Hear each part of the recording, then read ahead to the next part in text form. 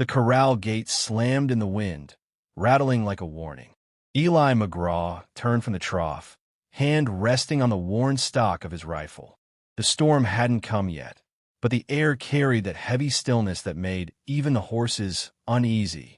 Then he saw her, a figure collapsed by the fence, half buried in red dust. Her dress was torn, her arms scraped raw from the mesquite thorns. She moved once, barely, enough for him to see she was alive. Eli stepped closer, boots crunching on the dry ground. When he lifted her head, the girl's eyes fluttered open, dark and fierce even through exhaustion. "I can't live without a man," she whispered, voice rough as gravel. Eli froze. He didn't understand the words at first. Not the meaning, not the nerve. He'd buried the last woman who spoke to him years ago, up past the ridge where the wind never stopped blowing.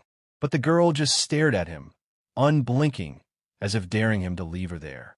"Go on," he said quietly. "Ain't no one stopping you." Her lips trembled, but she didn't move. A vulture wheeled overhead, its shadow sliding across her like a curse. Eli cursed under his breath and lifted her up. She weighed less than a sack of grain, bone sharp beneath his grip. Inside the barn, the horses stamped and shifted as he laid her down in the hay. He poured a little water into her cupped hands. She drank like someone who'd forgotten how. Then she looked up again, not pleading, not afraid, just steady. Outside, the desert wind rose, slapping against the barn doors. Eli turned away, muttering, "You can rest till morning. Then you move on." No answer, only the faint rustle of straw, the quiet rhythm of her breathing. He walked back to the porch, set his rifle by the chair, and watched the horizon fade into bruised purple. The windmill creaked, slow and tired. Coyotes began to sing somewhere past the ridge, and the sound carried through the emptiness like old ghosts calling names. Eli lit a match, the flame trembling before it caught the lamp. When he looked toward the barn again, she was standing in the doorway, still weak but upright, watching him. The lamplight caught her face, streaked with dirt and something like defiance. "I said you could stay the night," he called. She didn't answer, just walked forward until she reached the porch steps and sat down, folding her arms around her knees. Eli said nothing more. The night settled thick around them, the fire in the stove popping soft inside the cabin. Much later, when the wind finally died, her voice drifted through the dark again. Almost a whisper, almost a promise. "I can't live without a man, but maybe I can live near one." And that's how the story began, with a rancher who wanted to be left alone and a stranger who simply wouldn't leave. The hammer struck metal, sharp, steady, echoing off the canyon walls. Nayeli bent over the broken fence post, her hands blistered from work, the skin cracked and bleeding. Eli watched from the shade, the brim of his hat hiding his eyes. She hadn't spoken since the night she arrived, not more than a word or two. But she stayed. The horses had stopped shying from her. Even the old mare let her touch its muzzle now, though Eli still kept his distance. When he brought her a water pail, she took it without thanks, without smile. Only the desert wind spoke between them. By dusk, smoke rose from the cook fire behind the cabin. She knelt there, turning cornmeal cakes in the pan. Eli passed behind her, his boots scraping dust. "Don't have to do that," he muttered. "I know," she said. That night, the sky turned black with dust. The wind clawed against the shutters, rattling them like bones. Eli sat by the window with his rifle laid across his knees. Through the howling storm, he thought he heard something, a horse on the road, maybe two. He pushed open the door. The lantern flame quivered, light spilling over the empty yard. Nayeli stood by the corral, shawl whipping in the wind. "Riders," she said, pointing toward the ridge. Eli saw the faint flicker of torches, small, moving lights swallowed by the storm. He felt the old chill crawl up his spine. "Get inside." She didn't move. "They're looking for me." He turned sharply. "Who?" Her eyes were steady now. "Men from Bisbee. They say I killed a lawman." Lightning cracked, white against the ridge. Eli's jaw tightened. "Did you?" She lifted her chin. "He came for my mother. I stopped him." The storm broke open above them, rain falling like ash. Eli stared at her, the rain streaking her face, her hands trembling though she refused to show fear. He thought of his wife again, the sound of her breath fading on a night much like this one. Inside, he said finally, "We'll talk come morning." By dawn, the storm had passed. The yard smelled of wet dust and iron. Eli saddled his horse and rode into town for supplies. The saloon was already awake, men laughing, spitting tobacco, trading rumors. "Marshall's killer's still out there," one said. "Apache girl. Slit him ear to ear, they say." Another laughed. "Wouldn't mind catching her myself. Dead or alive pays the same." Eli said nothing. He bought his supplies and left, the whispers following him out the door. When he rode back into Dust Haven, Nayeli was mending a saddle by the barn. She looked up, waiting for his words. Eli dismounted slowly, jaw set. "You best stay off the road a while," he said. Nayeli nodded once, eyes burning in the sun. Neither spoke again, but the air between them changed, heavier, and bound by something neither could name. The first rider crested the ridge just after sunrise, his silhouette sharp against the glare. 3 more followed, dust curling around their horses' legs like smoke. Eli watched from the porch, one hand on his coffee, the other near the rifle leaning against the rail. The air was too still. Even the windmill had stopped turning. Rafe Cutter was the first to speak when they reached the yard. His grin was thin, his eyes colder than before. "Been a long time, Eli. Heard you been keeping company." Eli didn't move.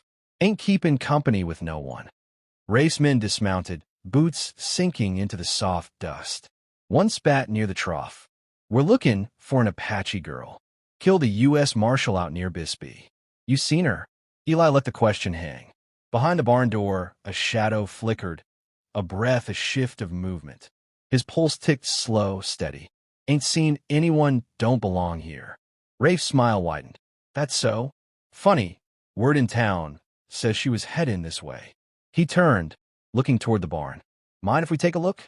Eli stepped off the porch. The boards creaked beneath his boots. "Mind plenty." The standoff settled like heat. Heavy, thick, no room to breathe. One of Rafe's men moved toward the barn anyway. The door groaned open, and for a moment there was only the sound of horses shifting inside. Then came the shout, "She's here." The first gunshot cracked the silence, wide open. The man in the doorway jerked back, red blooming across his chest. Smoke curled from the rifle barrel in Nayeli's hands. She dropped to one knee, reloading fast, eyes locked and unblinking. Eli dove behind the water trough as bullets shattered the railing. He fired twice, dust exploding around Rafe's men. Horses screamed, bolting loose into the yard. The world filled with gunfire and the sting of sand whipping through it. Nayeli moved through the barn shadows like smoke, every shot deliberate. A man fell near the corral, another by the well. Rafe cursed and ducked behind a wagon, blood streaking down his arm. Then silence, the kind that hurts the ears after too much noise. Only the wind moved now, carrying the scent of iron and gunpowder. Eli stepped out from cover, rifle raised. Rafe was on his knees, breath ragged. "You picked her side," he spat. "A savage's side." Eli's finger hovered over the trigger. The sun was full now, burning gold across the valley. He looked at Nayeli, her hand steady, eyes fierce, face streaked with sweat and ash. "No," Eli said. "I picked what's right." Rafe's gaze faltered, and the dust took him. When the last echo died, the windmill turned again, slow and hollow. Nayeli lowered her rifle. Eli met her eyes, both knowing the desert had just chosen who would stay and who wouldn't. The shovel struck rock with a dull, final sound. Eli paused, sweat cutting lines through the dust on his face. 3 graves lay side by side behind the corral, marked only with stones. The air smelled of gunpowder and rain. Nayeli stood nearby, silent, her rifle slung across her back. He drove the shovel into the dirt one last time, then leaned on it, breathing hard. "That's the last of him." Nayeli stepped forward and placed Rafe's hat over one of the mounds. "You could have turned me in," she said. Eli didn't answer. He looked out toward the ridge, where the sunlight caught the red dust like fire. "Wouldn't have made it right," he said finally. "Not after what they came here to do." A hawk circled high above, its shadow drifting over the graves. The wind picked up, dry and whispering through the mesquite trees. By noon, the barn was patched, the corral mended. Nayeli moved with quiet purpose, brushing down the horses, tying new rope, feeding the mare from her hand. Eli watched from the porch, every motion of hers measured, grounded, sure. "You plan to keep moving?" he asked. She tied the rope tight, then looked up. "There's nowhere else that knows my name." The air between them held steady, the kind of stillness that means something's decided. Eli turned away, scratching his beard. "Then you'd best learn to ride fence proper." For the first time, she smiled, small, almost invisible, but real. Days passed. The blood washed out of the dust. The wind carried away the smell of death, and Dust Haven went back to its old silence. But something had changed in it. The ranch breathed again. Travelers on the Bisbee Road began to whisper of a woman they saw tending the land alone, her hair black as the canyon night, her rifle never far from reach.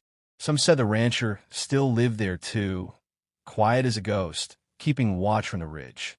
Others said he'd gone and left it to her, the girl who stayed.